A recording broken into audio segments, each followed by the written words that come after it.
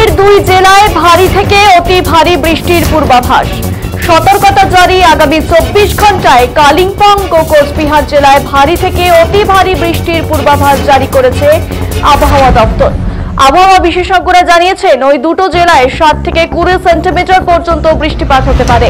এর মধ্যে কোথাও কোথাও 7 থেকে 11 সেন্টিমিটার ভারী বৃষ্টি এবং 12 থেকে 20 সেন্টিমিটার অতি ভারী বৃষ্টি হওয়ার সম্ভাবনা রয়েছে।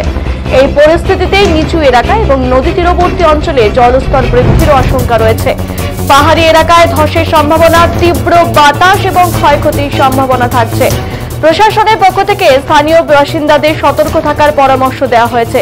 বিশেষ করে যেসব এলাকায় পাহাড় ধসের ঝুঁকি রয়েছে সেখানে অপ্রয়োজনে বের না হওয়ার অনুরোধ জানানো হয়। একই সঙ্গে পর্যটকদেরও সতর্কভাবে চলাফেরা করতে এবং জরুরি প্রয়োজনে প্রশাসনের নির্দেশ মেনে চলতে বলা হয়েছে। দুর্যোগ ব্যবস্থাপনা বিভাগ জানিয়েছে আবহাওয়া আরো খারাপ হলে প্রয়োজন হলে জারি করা হতে পারে রেড অ্যালার্ট।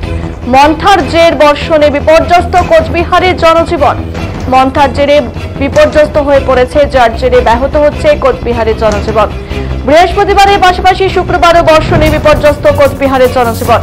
আবহাওয়া দপ্তরের পূর্বাভাস ছিল 30 থেকে 31 অক্টোবর উত্তরবঙ্গে হবে ভারী বৃষ্টিপাত। সেই মোতাবেক কোচবিহারেও বৃহস্পতিবার থেকেই শুরু হয় বৃষ্টি। ইতিমধ্যেই আবহাওয়া দপ্তরের পক্ষ থেকে উত্তরবঙ্গে ভারী বৃষ্টির সতর্কতা দেওয়া হয়। আবহাওয়া দপ্তরের বুলেটিন অনুযায়ী ঘূর্ণিঝড় মন্থার অবশিষ্টাংশ নিম্নচাপ হিসেবে দক্ষিণ ছত্তিশগড় থেকে আরো উত্তর উত্তর পশ্চিম দিকে সরছে। বর্তমানে তা নিম্নচাপ অঞ্চলে পরিণত হয়েছে।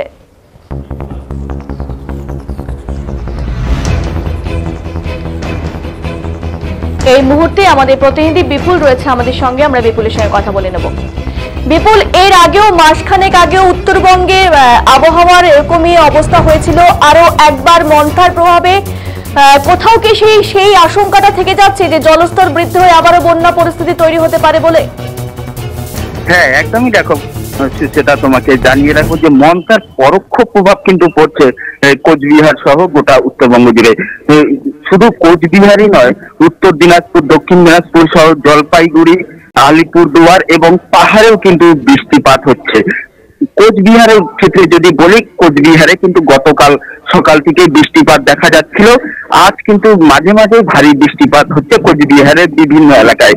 রীতিমতো আবহাওয়া দপ্তর যে পূর্বাভাস ছিল তা সত্যি করেই কিন্তু বৃষ্টিপাত চলছে এবং এই বৃষ্টিপাত 2 তারিখ পর্যন্ত চলতে পারে বলে কিন্তু আবহাওয়া দপ্তর সূত্রে জানা গেছে।